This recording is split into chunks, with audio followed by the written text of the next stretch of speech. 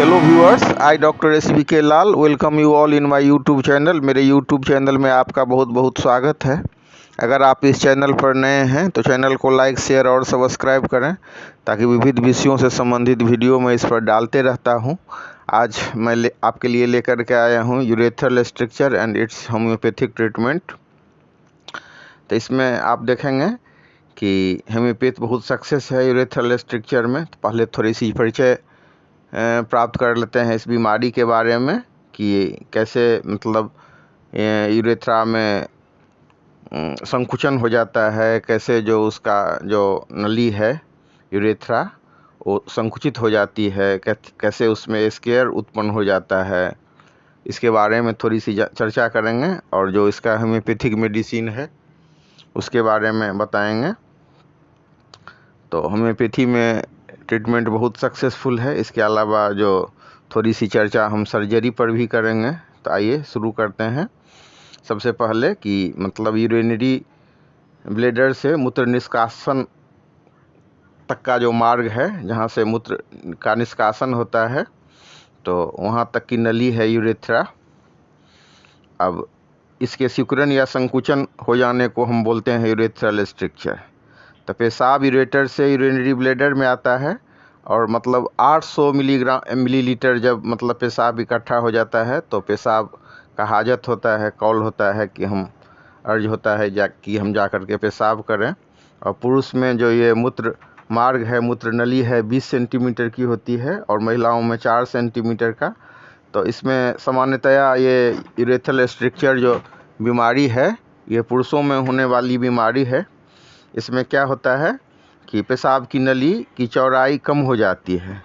ये जो चौड़ाई है ये मतलब जिस होकर के पेशाब का फ्लो आता है निकलता है, वो जो रास्ता है 20 सेंटीमीटर वाला उसमें या तो संकुचन हो गया या दब गया या ट्यूमर हो गया या मांस बढ़ गया। तो यही सब जो प्रॉब्लम होता है इसके कारण यूरेथ्रल स्ट्रक्चर होता है।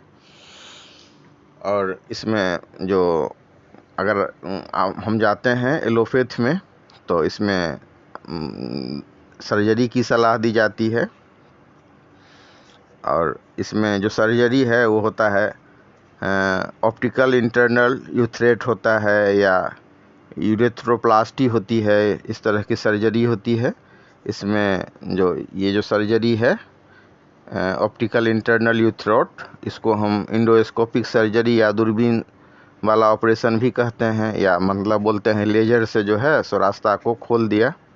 लेकिन बीच बीच में फिर से जो चौड़ाई कम होने लगती है, फिर से रिकरेंस होने लगता है। नली को हम चौड़ा कर दिए हैं तो हम देखेंगे कई बार कि वो फिर से इसमें प्रॉब्लम शुरू हो गया तो उसको बार बार साफ भी करवाना पड़ता है पैसेज को।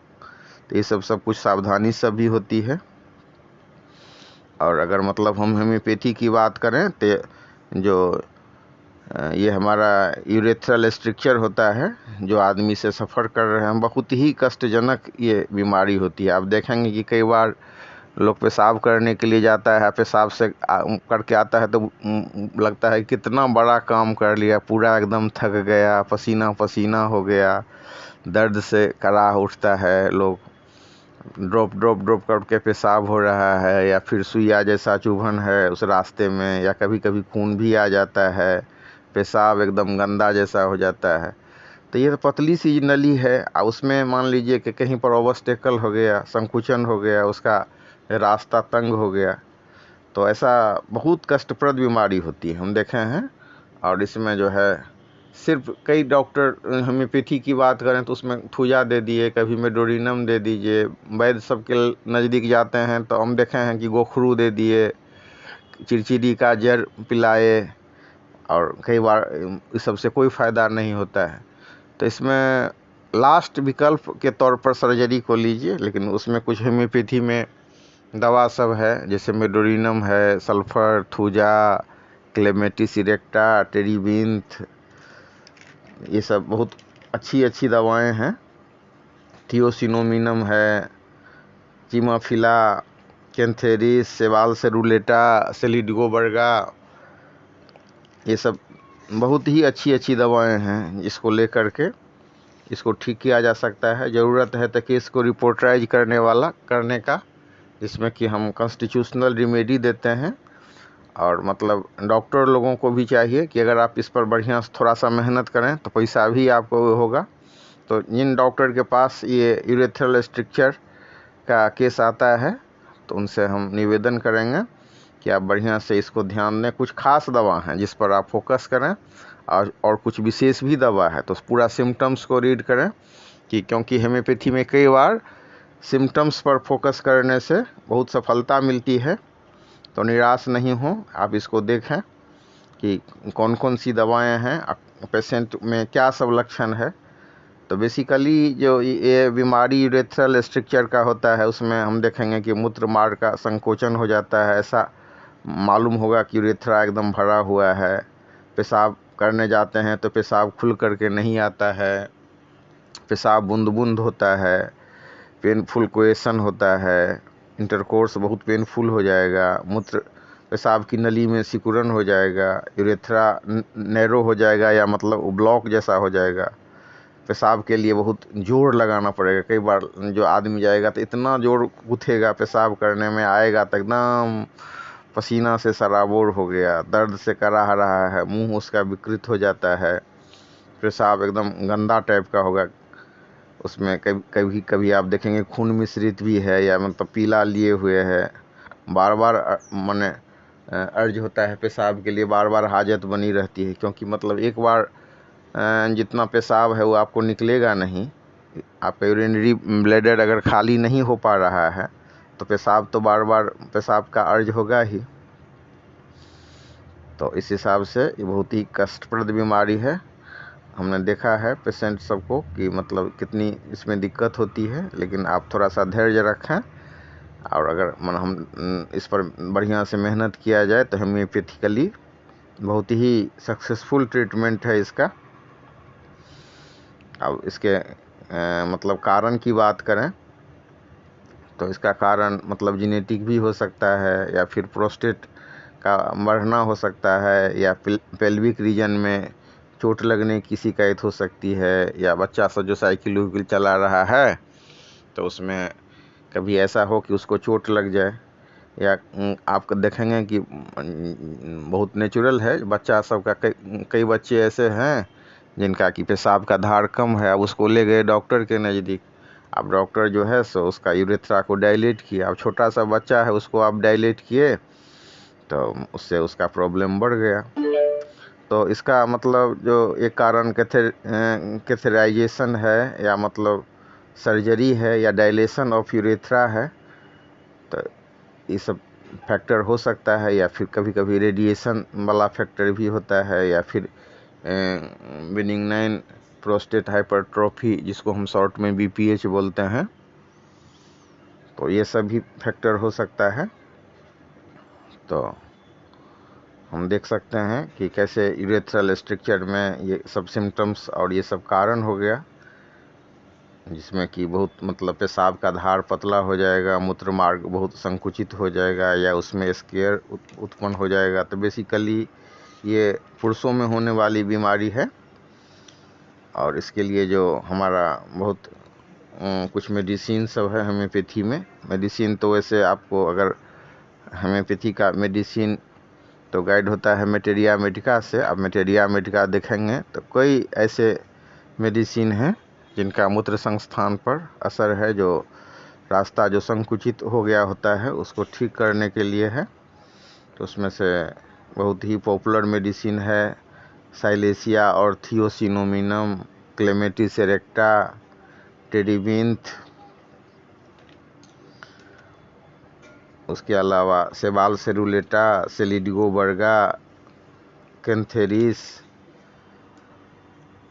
ये सब बहुत ही मतलब पॉपुलर मेडिसिन में से एक है।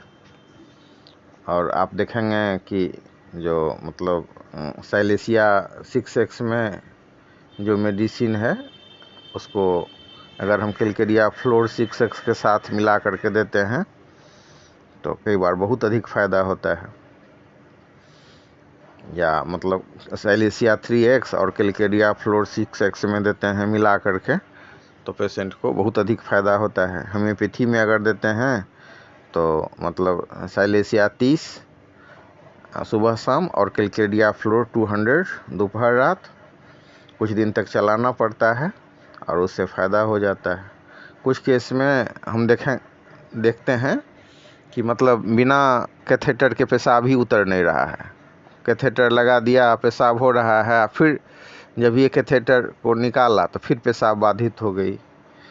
तो उस केस में अगर आप सेलिडगो बर्गा दे रहे हैं, खास करके ओल्ड एज में, कि जब बिना कैथेटर के पेशाब उतरता ही नहीं है, तो उसमें से सेलिडगो बर्गा से बहुत अधिक फ़ायदा होता है। एक मेडिसिन है जबकि प्रोस्टेट बढ़ा हुआ हो और मतलब पेनफुल पोजीशन हो का केस हो, जो मूत्राशय है वो पूरा खाली नहीं हो पाता है और जो प्रोस्टेटिक फ्लूइड है वो भी निकलते रहता है, तो हमेशा लगेगा कि जो मतलब ये ब्रिज निकल रहा है। तो उस केस में सेबालुस सेरुलेटा बहुत ही फ़ायदेमंद औषधि है, लेकिन उसको देना कैसे है, तो सेबालुस सेरुलेटा को अगर मतलब उसमें देख लेना चाहिए उसका मैन्युफैक्चरिंग। ताज़ा अगर सेबालुस सेरुलेटा है तो बहुत अधिक काम करता है प्रोस्टेट वाला में भी, और दूसरा भी जो मतलब कारण से ये हमारा यूरेथ्रल स्ट्रक्चर है उसमें बहुत अधिक फ़ायदा करता है। इसके अलावा एक बहुत ही पॉपुलर मेडिसिन है इसमें, क्लेमेटिस इरेक्टा के नाम से। इस मेडिसिन को अलग अलग पावर में उपलब्ध है। इसमें सबसे ज़्यादा कन्फ्यूजन होता है ये कौन से पावर में दिया जाए, क्योंकि ये मदर टिंचर जो क्यू नाम से आता है, उसके बाद 30 पावर है, उसके बाद 200 पावर में, उसके बाद 1 m पोटेंसी में ये मेडिसिन उपलब्ध है।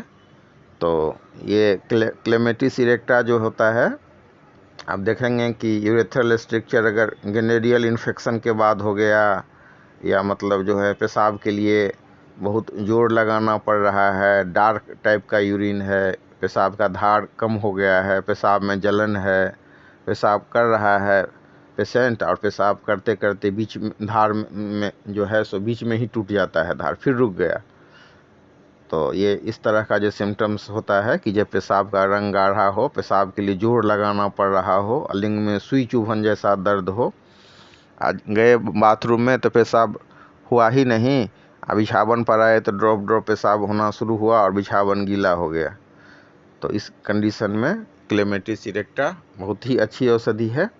इसके अलावा चिमाफिला क्यू है, इसमें कि पेशाब बहुत गंदला होता है, पेशाब करते समय दर्द होता है, हमेशा लगेगा कि जो लोअर एब्डोमेन है वो भारी है, मूत्र मार्ग लगेगा कि भारी भारी सा है, और पेशाब करने के बाद थकावट, पेशाब करने के लिए जोर लगाना, तो ये चिमाफिला का लक्षण है।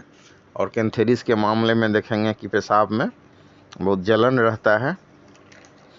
इसके अलावा जो मतलब जो शराबी सबका यूरेथ्रल स्ट्रक्चर होता है उसके लिए ओपियम रिकमेंडेड है, और मतलब जो तुरंत पेशाब लगे या पेशाब का हाजत हो और थोड़ी थोड़ी देर के बाद लगे कि मतलब पेशाब करें और पेशाब पूरा नहीं कर पाएँ, तो उसके लिए कोनियम बहुत